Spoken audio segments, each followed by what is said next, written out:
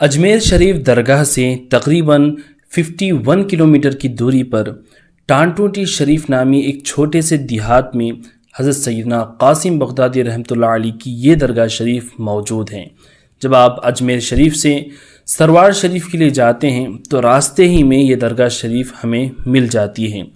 حضرت سیدنا قاسم بغدادی رحمۃ اللہ علیہ کے بارے میں مشہور ہیں کہ آپ بغداد شریف سے دین اسلام کی تبلیغ و اشاعت کے لیے ہندوستان تشریف لائے تھے، اور آپ حضور سیدنا غوث اعظم دستگیر رضی اللہ عنہ کی آل میں سے ہیں۔ جب حضرت سیدنا قاسم بغدادی رحمۃ اللہ علیہ یہاں پر تشریف لائے تو اس وقت یہاں پر چاروں طرف جنگل ہی موجود تھے، اور یہاں پر آنے کے بعد آپ نے دین اسلام کی تبلیغ کی،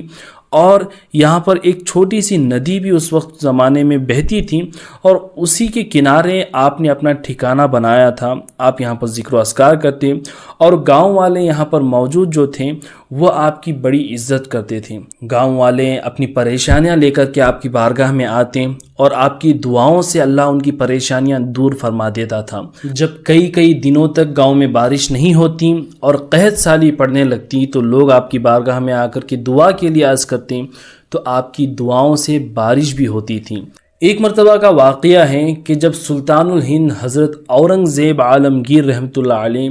اجمیر شریف کے اس علاقے میں تشریف لائے تھے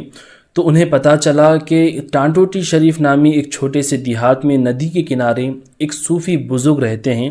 جو کہ بغداد شریف سے تشریف لائے ہیں۔ تو حضرت اورنگزیب کو بھی آپ کی دیدار کی تمنا جاگی، تو آپ حضرت قاسم بغدادی رحمۃ اللہ علیہ سے ملاقات کرنے کے لیے یہاں پر تشریف لائے۔ جب حضرت اورنگزیب عالمگیر رحمۃ اللہ علیہ ندی کے کنارے پہ پہنچے تو انہیں پتہ چلا کہ ندی کو پار کرنے کے لیے کوئی راستہ یہاں پر موجود نہیں ہے، تو وہ اپنی پوری لشکر کے ساتھ یہاں پر آئے تھے اور راستہ تلاش کر رہے تھے، تو کسی نے حضرت قاسم بغدادی رحمۃ اللہ علیہ تک یہ بات پہنچا دی کہ سلطان اورنگزیب عالمگیر آپ سے ملاقات کرنے کے لیے آئے ہوئے ہیں لیکن وہ ندی پار نہیں کر پا رہے ہیں۔ تو پھر حضرت سیدنا قاسم بغدادی رحمۃ اللہ علیہ نے اپنا عصا لیا اور اس ندی پر مارا، جس کی وجہ سے یہ کرامت ظاہر ہوئی کہ اس ندی میں راستہ بن گیا، اور حضرت اورنگزیب عالمگیر اپنے لشکر کے ساتھ اس ندی کو پار کر کے آپ کی طرف آ گئے، اور یہاں پر آنے کے بعد آپ کی کرامت بھی دیکھی، اور آپ کی تقوی پرہیزگاری، آپ کی سادگی سے بھی حضرت اورنگزیب عالمگیر بڑے متاثر ہوئے اور عرض کرنے لگے کہ حضور، میں یہاں پر آپ کی خدمت میں آیا ہوں، میرے لائق کوئی بھی کام ہو تو آپ حکم فرمائیں۔ تو حضرت نے کہا کہ ہمیں کسی بھی کام کی ضرورت نہیں ہے۔ تو پھر حضرت اورنگزیب عالمگیر نے کہا کہ میں آپ کو کچھ تحفے میں زمین دینا چاہتا ہوں، تو حضرت نے وہ بھی منع کر دیا اور کہا کہ مجھے تو کچھ نہیں چاہیے، لیکن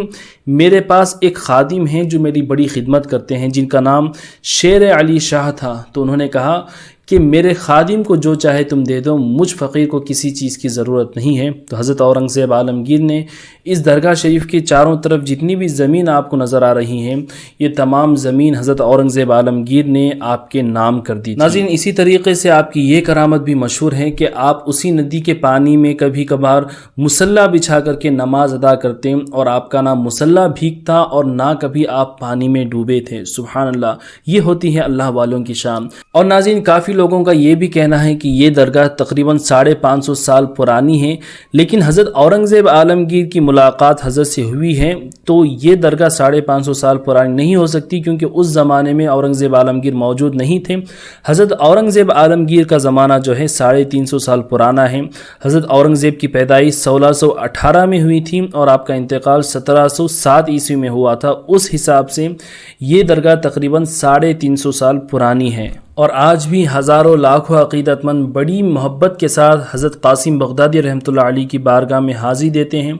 اور اللہ تعالیٰ ان کے وسیلے سے ہر ایک کی نیک اور جائز مرادیں پوری فرما دیتا ہے۔ جب بھی آپ اجمیر تشریف لائیں تو یہاں پر بھی حاضری دینے کی پوری کوشش کریں۔ غوث پاک کے پوتے کے نام سے یہ درگاہ مشہور ہے، ٹانٹوٹی شریف گاؤں کا نام ہے، اور یہاں کا لوکیشن بھی میں نے اسی ویڈیو کے ڈسکرپشن میں دیا ہوا ہے۔ اور ناظرین، اس درگاہ کا عرس شریف ہر سال ربیع الاول کے مہینے کی 25 اور 26 تاریخ کو